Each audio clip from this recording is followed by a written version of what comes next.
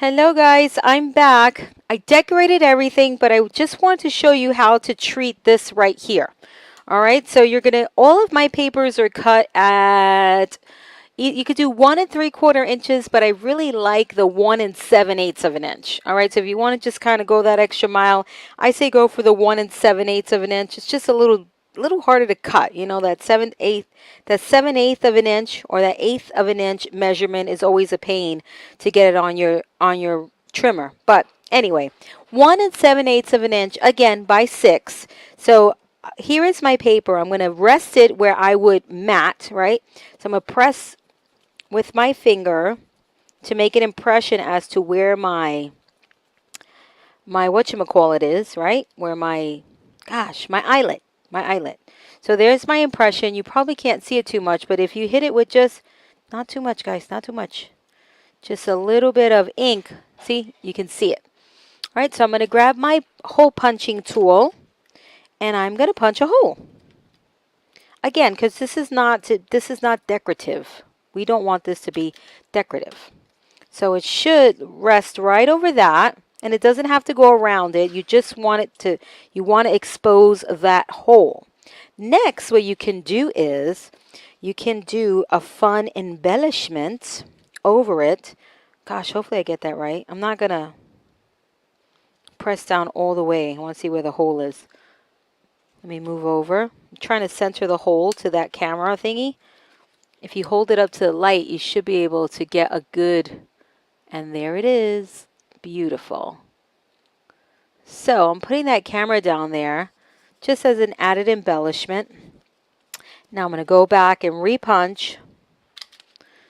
So now when I glue this down, my little thingy is going to come out the camera. You don't have to go all the way like that, but you know, it's nice to.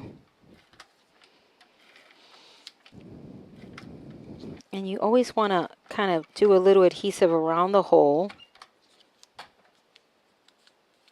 Okay, and that's it. And now you can glue it down. So that's the only thing that's just a little different.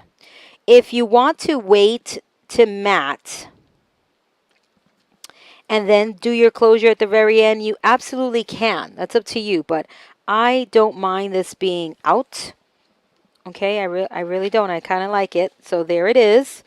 All right, you can fill this space up with something. You can add a little bit of pattern paper just to anchor it. Sometimes these sticker sheets have words and all sorts of things. So let's see if I can get a sentiment in there, right? Kind of like that. Get it right under there. Should have probably thought about that before I cut it. There we go, right there. See that? And we got a sticker. And you can cut it if you want to. I kind of like it hanging off like that. So there you go. There's your closure. So everything I tacked down so that it's not over the photo. In some places I got too excited with the adhesive. So just make sure you don't get adhesive so there's room for the photo.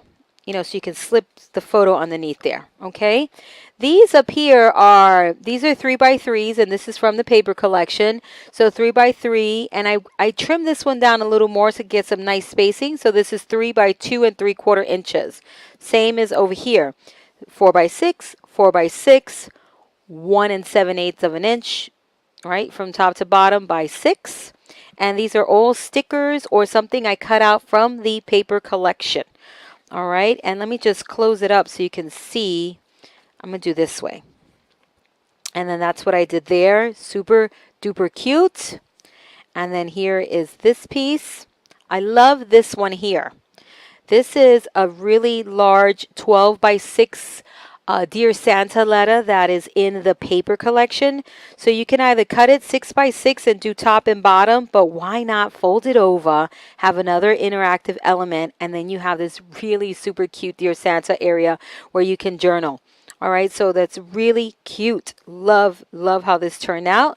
There's your cover, there's your back, and there is your closure. So how cute is this? Again, for an insert into a mini album, for a card, a Christmas card with this storyboard type of look.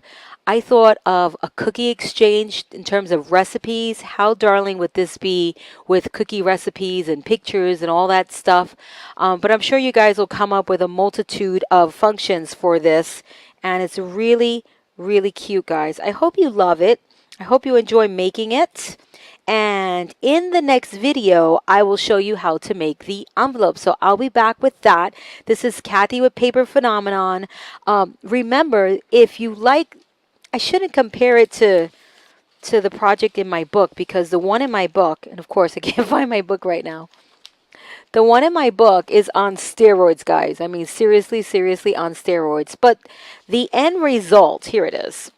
This storybook style look is definitely the end result, as you can see here.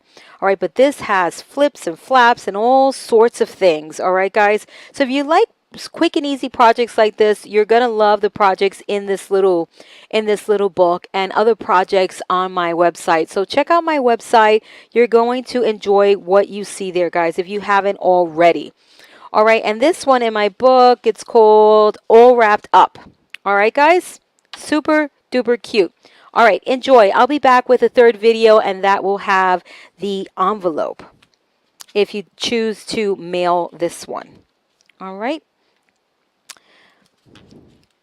See you soon.